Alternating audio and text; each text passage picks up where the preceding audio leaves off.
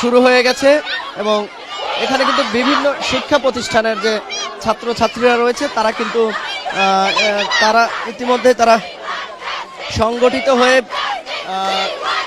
নানা স্লোগান দিচ্ছেন। এবং আরেকটি বিষয় যদি আপনাদেরকে জানিয়ে রাখি যে আজকের যে পূর্ব ঘোষিত যে কর্মসূচি রয়েছে ছাত্রছাত্রীদের, সেই তাদের সাথে কিন্তু তাদের যে পিতামাতারা রয়েছেন তারা যুক্ত হয়েছেন এবং বিভিন্ন শিক্ষা প্রতিষ্ঠানের উত্তরার যারা শিক্ষক রয়েছেন শিক্ষকরাও কিন্তু আজকে এই কর্মসূচিতে অংশ নিয়েছেন এবং তারা নানা ধরনের স্লোগান দিচ্ছেন।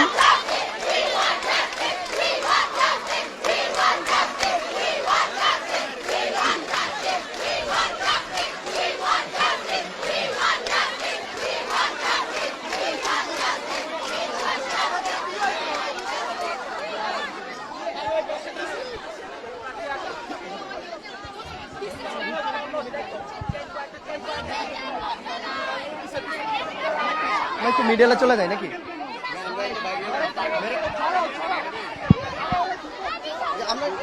আমরা একটু দর্শক দু একজনের সাথে কথা বলতে চাই।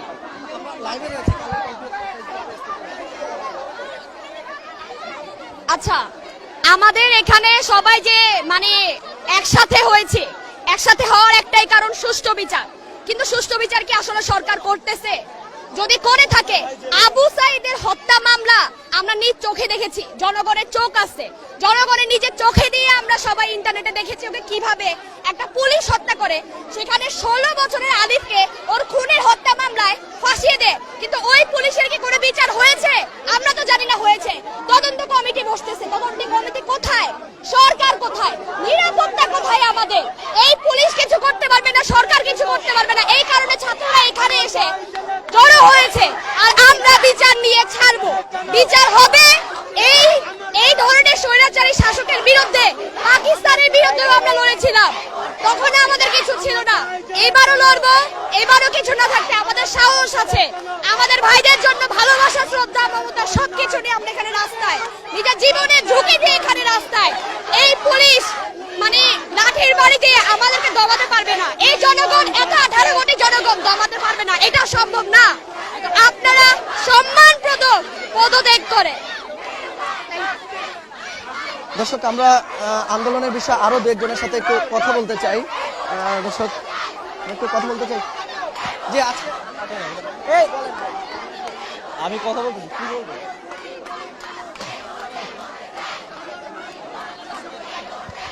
আজকে আমরা রাজুকের যে শিক্ষার্থীরা এখানে জড়ো হয়েছে, এর একমাত্র রিজন হলো আমাদের ভাইদের, আমাদের এইচএসসি স্টুডেন্ট সহ আমাদের জুনিয়র সিনিয়র সবাইকে কোনো কারণ ছাড়া শুধুমাত্র কোটা আন্দোলনে শান্তিপূর্ণভাবে আন্দোলন করার কারণে কারাগারে কোনো বিচার ছাড়া বিনা দোষে উল্টাপাল্টা মামলায় কারাগারে বন্দী করা হয়েছে।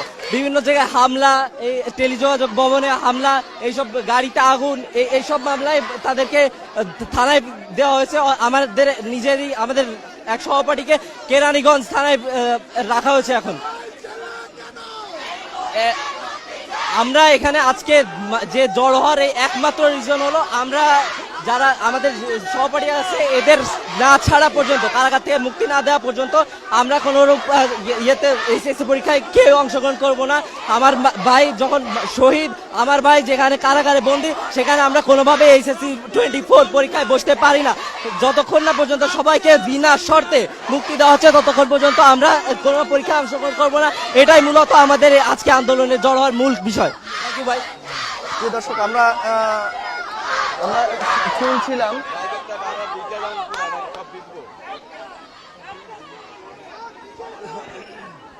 দর্শক, আমরা এই মুহূর্তে রয়েছি উত্তরা এলাকায়, উত্তরা আজিমপুর এবং হচ্ছে উত্তরা যে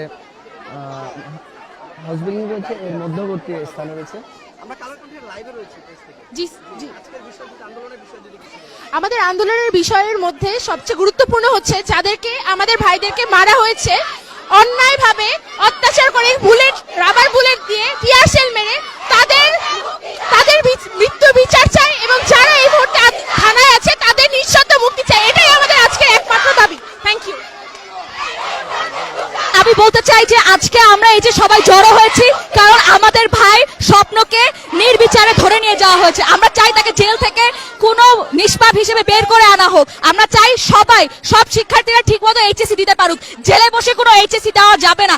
সব শিক্ষার্থীকে এইচএসসি হোক, যেই ক্লাসেরই হোক না কেন, as long age they R student, তারা ইনোসেন্ট, তাদের সবাইকে এখনই বের করে আনতে হবে। তারা সবাই যাতে শান্তিমতো রাতে ঘুমাতে পারে, চলাফেরা করতে পারে। কোনোভাবেই আমাদের সিকিউরিটিকে রিস্কে ফেলা যাবে না।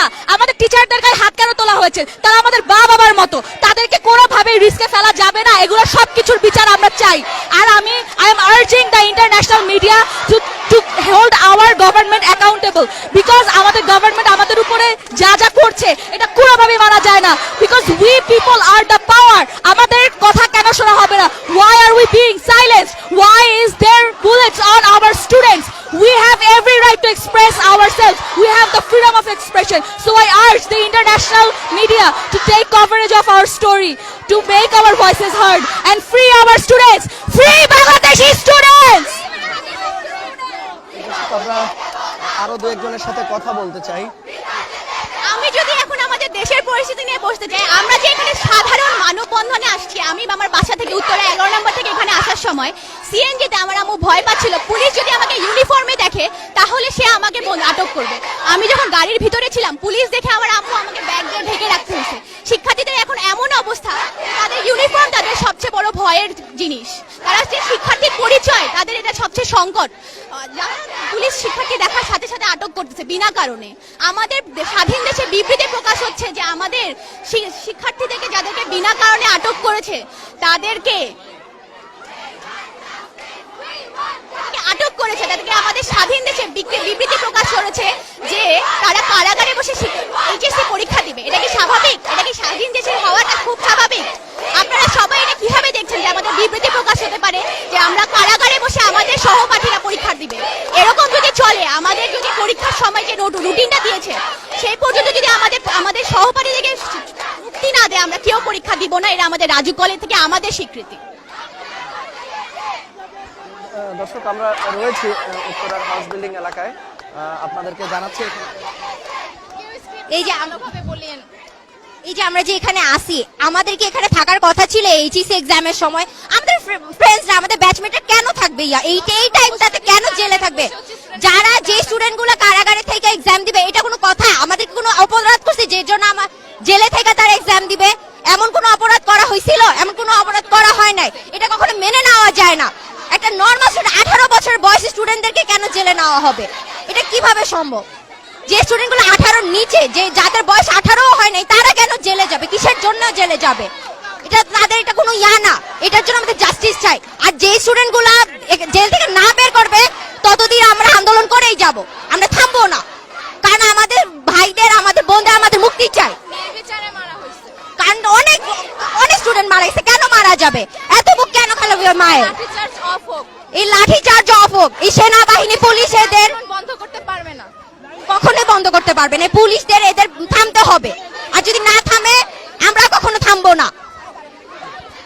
দর্শক, আপনারা শুনছিলেন যে এখানে যে উপস্থিত শিক্ষার্থীরা রয়েছেন, সেই শিক্ষার্থীদের যে মনের অভিব্যক্তি, সেই অভিব্যক্তি আপনারা শুনছিলেন। আমরা রয়েছে উত্তরা এলাকায়।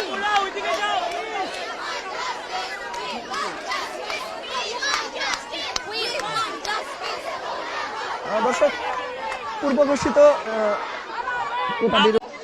শিক্ষার্থীরা রাস্তায় নেমেছেন, তারা স্লোগান দিচ্ছেন এবং তারা আটককৃত তাদের যে সহপাঠী রয়েছেন সেই সহপাঠীদের কিন্তু তারা মুক্তি চাচ্ছেন, আটককৃতদের।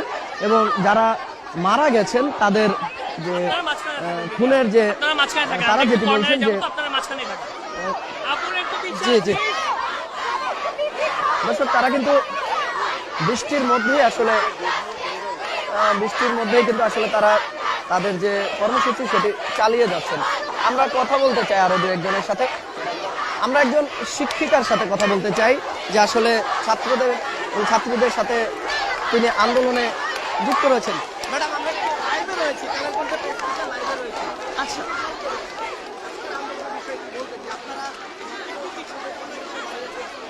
আচ্ছা, বর্তমানে যে আন্দোলনটা চলছে ছাত্রদের সমর্থন জানানোর উদ্দেশ্যে আমরা আজকে রাজু কলেজের সামনে সকলে একত্রিত হয়েছি। আমি আগেও বলেছি যে আমরা একজন শিক্ষক হিসেবে আমরা চাই একটি ছাত্র শিক্ষক বান্ধব পরিবেশের জন্য আমরা আবার ফিরে আসতে পারি। আমাদের ছাত্ররা যেন কোনো ক্ষতির সম্মুখীন না হয়, আমাদের ছাত্রদের যেন নিঃশর্তে, যারা বন্দী আছে বন্দী ছাত্ররা যেন নিঃশর্তে মুক্তি পায়। আমি এটাই চাই। আমি একটি সুস্থ সমাজের স্বপ্ন দেখি, সুস্থ সমাজের আশা রাখি এবং একটি সুস্থ সমাজে বাঁচতে চাই। এবং আমি তার সাথে অ্যাড করতে চাই যে সকল শিক্ষককে নির্বিচারে আটক করা হয়েছে বিনা দোষে, তাদেরকে যেন অসম্মান না করা হয়, তাদেরকে যেন নিঃশর্ত মুক্তি দেওয়া হয়। ধন্যবাদ।